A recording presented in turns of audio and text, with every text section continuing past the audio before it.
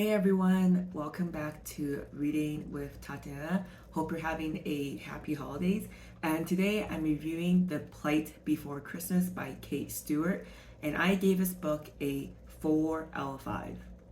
And as always, before I go into my full book review, I always appreciate it if you can hit the subscribe button. If you like my content, please give it a thumbs up. And if you have read this book or have any holiday recommendations for me, please comment down below. This book was published quite recently, last year in 2021. The genre is fiction, and I would specify it as like the one that got away, holiday romance. On the author's official website, though, she lists it as a romantic dramedy. A bit about the author, Stewart. This is kind of like a unique book for her because normally she writes very romantic, very spicy, very lust-driven books. And like for example, she has a collection of books called The Lust and Lies, Sexual Awakenings, Excess, Predator, and Pay. And then The Reluctant Romantics, The Fall, The Heart, The Mind. I'll also pop up some of her covers on her website for her other books, which is very, very different from The Plight Before Christmas. She's a Texas native, and she now currently lives in North Carolina in America with her husband and kids. And to give some personal fun facts about her, she is a lover of all things the 80s and 90s, especially John Hughes films and rap. She does a little photography, she does a little knitting, and she also really likes whiskey. And she also is, as based on her website, a very prolific romance, lust, smut writer. A bit about the story and the premise of this book. So we meet Wtih, who is in her late 30s. She was gunning for a promotion at her job, which she didn't get, unfortunately, and she's pretty like bummed about it. But she's on her way to go to her family cabin where there are her parents and her two siblings and their spouses and their kids. And when she gets there, her brother brings a +1, someone that was orphaned on Christmas. And her brother's +1, who is his co-worker, is her college ex and someone that really burned her. So basically now Wtih has to spend her whole holiday with her family and also her ex from college, Eli. And you just see what happens. This book is just like set up for like so many comedic moments and so much drama, and it's just really cool. I really enjoyed it. As a huge cast of characters, as I mentioned, there's Wtih and Eli, the protagonists. There are her parents. Then she has two siblings and their spouses, which is 8. And the siblings have like 1 or 2 kids each, so there's like 11 or 12 characters, and each character brings a different part of the comedy to the story, and it's just really fun. One aspect I really enjoy about this book is because she has 2 siblings. There's a brother and a sister. The sister's called Serena and the brother's called Brendan. I really like it because in a way there is like 3, or I guess the parents too, there's like 4 established adult relationships, and the author does a really good job showcasing how healthy relationships can function very differently and how there's different culture within these adult relationships. And that's one aspect I really enjoyed about this book. Some common themes in this book. One thing that the author goes back to again and again is the importance of family and how they're like gravity that always kind of anchors you down or pulls you in. Wtih and her family are very close, and it's very interesting for me to read because they are very typical, like the families you see in the movies, and they're also a Christian family and have really strong family values, and it's very obvious in the book, and they have very great communication and lots of respect, or maybe not respect for boundaries, because they do a lot of eavesdropping and get really involved in each other's business. But it's definitely a very different upbringing than I had, so that was very refreshing for me to see.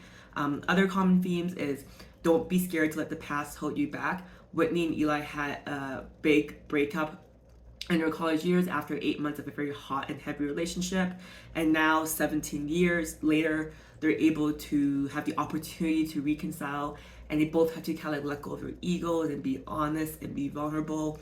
And that leads to the last theme, which is the one that got away. Like, is there someone in your past that maybe at the time it was the right person, the wrong time and place, and if you have a chance to reconcile, would you, or has that ship sailed? So that's a very interesting topic.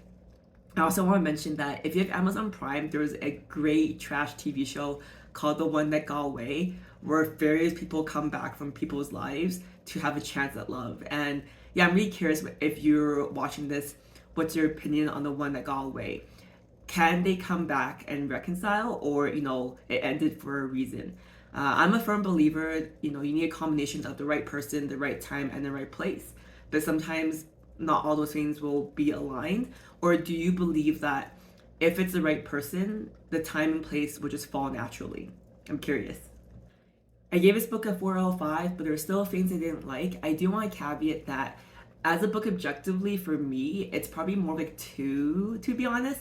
But this is my book that my book club in real life picked, and I knew we were picking a holiday book, and it was a romance book as well. So I kind of went in and just suspended belief for a while because the author has an intention to write a certain way, and it's not going to be like an award-winning book.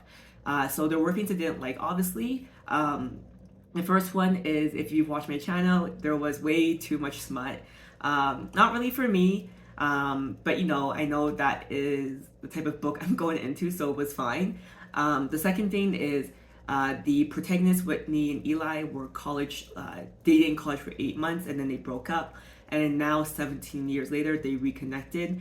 And that's just crazy to me. Like, if you really think an ex and you and your ex didn't work out and you have regrets, why would we wait 17 years? That's like literally half their lives to reconnect, and like so much could happen, and it just was too unbelievable. Like maybe a few years or maybe like 10 years, but 17 years, that's like 2 decades, just seems too inconceivable for them to still have that hot and heavy connection for me.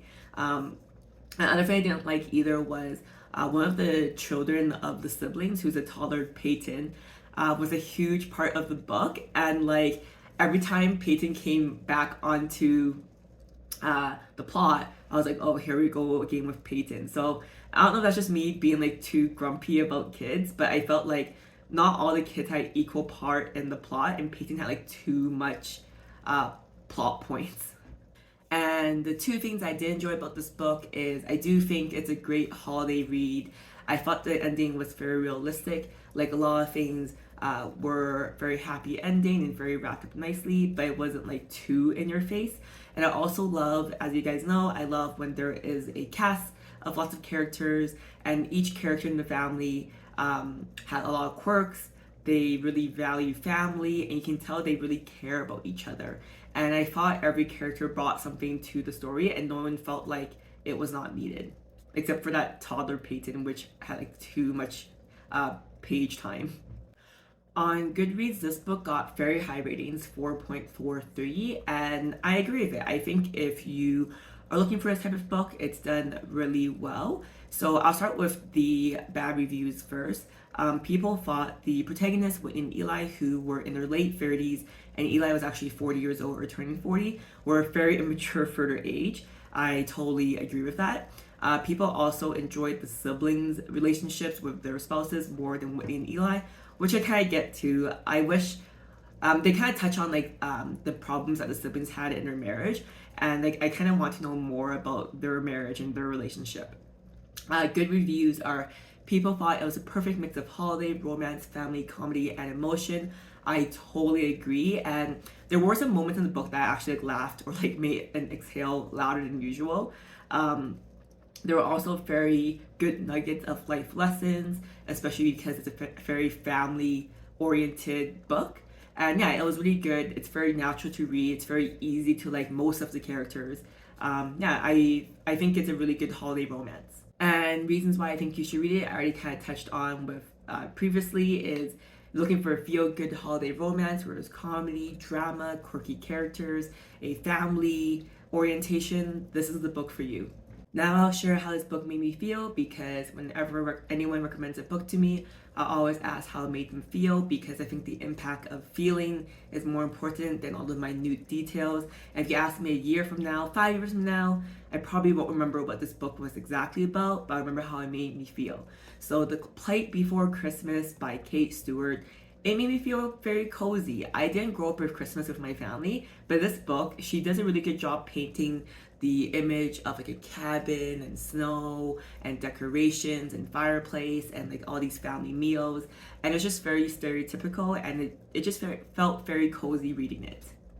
Thank you for watching until the end of my review for The Plight Before Christmas by Kate Stewart. If you want to join me next time, I am continuing the Holiday Havoc-thon with my next book. It's Fannie Flagg's A Redbird Christmas. And yeah, it should be a nice, cozy read. Thank you for watching until the end, and I'll see you guys next time. Bye!